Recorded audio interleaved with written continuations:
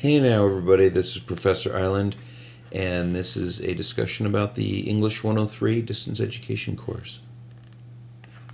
When you log into Canvas, you'll notice that the course is broken up into modules, and with the exception of the syllabus and the welcome section, each module is essentially a week for the course, going all the way through to the finals week.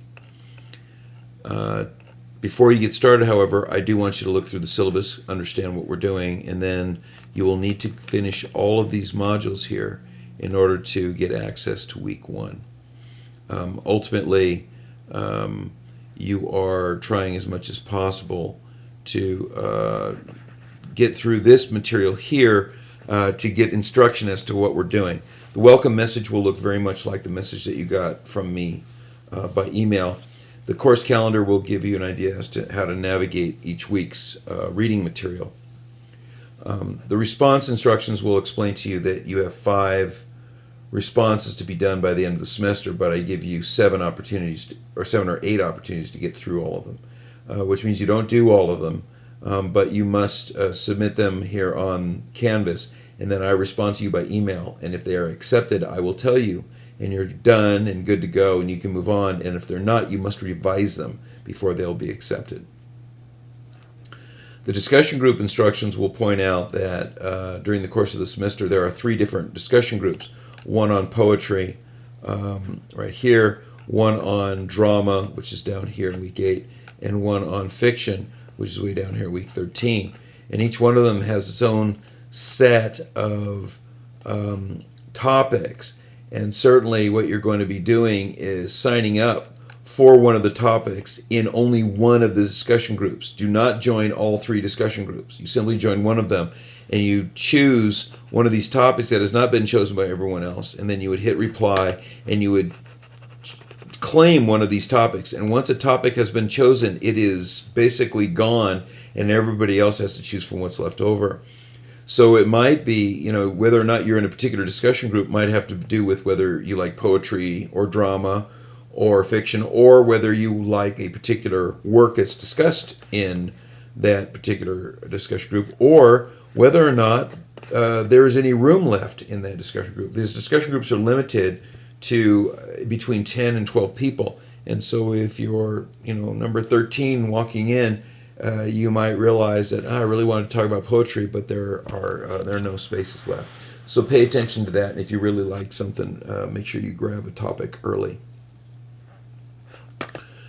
One of the other elements that's going to be important to your getting started is this little quiz here, and all this quiz does is it basically quizzes you on the material that you were supposed to have read prior to getting to that point. It's a fairly easy quiz. It's only 7 questions, but essentially there's 7 important questions as to whether or not you understand what the course is. And once you pass that, once you get all 7 of them correct, you can move on to the material. If you screw up the quiz, you can go back, get the answers, and then come back and take the quiz again. But that'll give you access to the various weeks. You notice that for each week there will be at least a reading assignment, and the reading assignment will open up a page that looks very suspiciously like the calendar, which is exactly what it is. If you go to englit.org and you click on the course calendar, you'd find exactly the same thing in week 1. And if you look back here on the calendar linked in the syllabus that I give you up here, you'll find it is indeed the exact same deal in terms of week 1. So a lot of redundancy here, only to make sure you don't miss anything. But in any case, when you see that calendar, what you're going to be getting is several things. One of them is about writing strategies, and this has to do with how you write a rhetorical analysis, and in especially a literary analysis at a college level. And so objectivity, basic formatting, things like that. You also talk about literary forms, lyric, poetry, fiction, drama, the kind of literature itself in terms of the style, etc. And then the main point here has to do with the critical perspectives, and it kind of explains what the critical perspectives are. There are several of them. And you're going to learn them because you have to turn around and apply them. That's really the purpose of this class. Is the focus of the class is that you are applying these critical perspectives and showing me that you know what they are and that you know how to do that. And then, of course, you have all the primary sources, which are the stories or poems or the plays that we're analyzing, that you're using to essentially apply these literary terms. And so if you look at Death of a Ball Turret Gunner and you say, well, what the heck is this? I got some wet fur and a black flak and nightmare fighters and oops, I guess things did not end for me well. And then you do a historical analysis of this. Well, if you do a biographical analysis of the author, you'll find out that Randall Jarrell was an instructor for the B-17. And then in this fighter plane during World War II. And if you do historical analysis, you'll realize what a ball turret gunner is, what their life expectancy was, and some of the realities. And you'll realize that he's giving you a stylized version of what goes on in this very cold war machine during the 1940s. And these different critical perspectives basically help explain what's going on in the poem. Each week, obviously, you'll have a different module of material to read, a different set of reading responses, reading assignments, and you just need to read these every week. The other part has to do with the written part.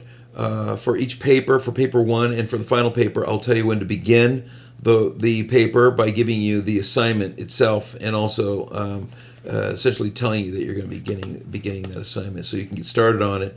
And then later on in the semester, you'll notice that the actual paper is due, and that's when you'll submit that to me at engletguideearthlink.net.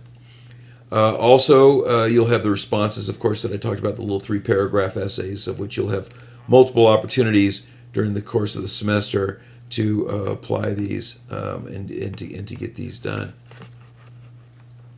You'll also have the discussion groups themselves. And the responses in the discussion groups are posted right here on Canvas. Papers you send to me.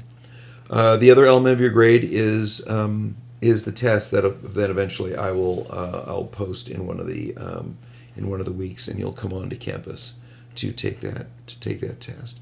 And that essentially is your grade. Your grade is entirely predicated on your ability to provide written documents for me, whether they're responses, discussion groups, the papers, the 2 papers, or the test.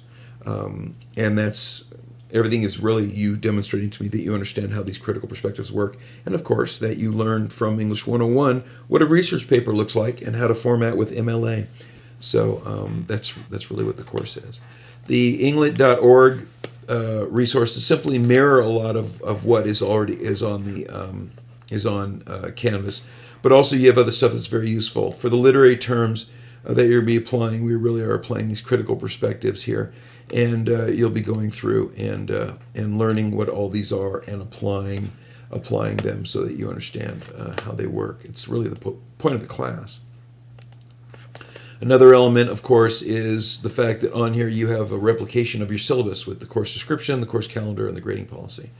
If you're looking for instruction about what your paper looks like, the paper format and test instructions section gives you an idea about things like MLA formatting.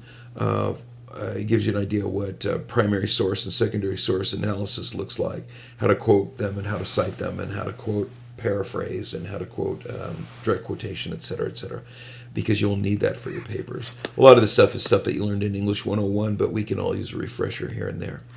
The English resource list is important because whenever you read a work by an author, I do want you to check out who that author is. So we were reading something by Randall Jarrell, and when we scroll down here, we will find Mr. Jarrell. Hey, he's got a biography, and we click on it, and we realize that there are people discussing him and who he is, stuff about him, excerpts from his letters, and discussing Army life. Hey, wasn't his poem about Army life? Oh yeah, and even his commentary about war poetry, and actually there's even analysis of the poem itself, and all this stuff can be very useful for you creating a paper in which you're doing biographical criticism, Marxist criticism, historical criticism, etc. And these should be very useful. Also, for your final paper, you may decide to do something that is horror based or it's a film, or it's children's literature, because English 103 is about analyzing literature, and you have a lot of resources to choose from for your final paper. And these resources may be useful to you depending on what you choose. So that's what the English INET resource list is. Another element you'll find useful are the archive of tests and papers. And when you scroll down to the 103 section, you'll find, there's a response sample, and there's a discussion group sample, and there's a paper sample. And the idea is that I'm giving you samples of quality papers to understand format, tone, use of MLA, use of quotation, primary, secondary source, and of course application of the critical perspectives, which is the whole point of this class. Finally, there's the chat room and archive. If you want to join me in the chat room on Wednesday evenings between 7 and 9, I will answer questions about your paper, answer questions about the critical perspectives, give you opportunities to kind of play with these literary terms and apply them to get used to them, so you can show me that in your work. That is optional. You do not have to be there. If everybody could be in the same place at the same time, we would just hold a regular class. But this is distance ed, and so things are a little bit looser. However, you are required, absolutely required, to read the archives. And each week, if you look at the, whether you're in the winter, summer class or in the fall, spring class, you already have several to read because of the introduction, and I get you started about analyzing poetry and the like. But ultimately, you are going to be using this information here to help you to formulate your papers in terms of application of the critical perspectives, usually based on students coming in and asking me questions or having a discussion with me about how a particular work might be analyzed. Ultimately, this is going to help you because it's going to replace the class discussion that we would have had if we were in an on-campus course. For all intents and purposes, go through the modules and you'll get through the course. The stuff on inglit.org helps you to fill that out with rhetoric as well as formatting information that will be useful for applying these critical perspectives. If you have any questions, you can always contact me at inglitguy@earthlink.net, or you can join me in the chat room on Wednesday evenings and just help you to get through the material and to submit the best work possible. If you have any questions, please contact me. And otherwise, I'll see you on the web. Stay in touch.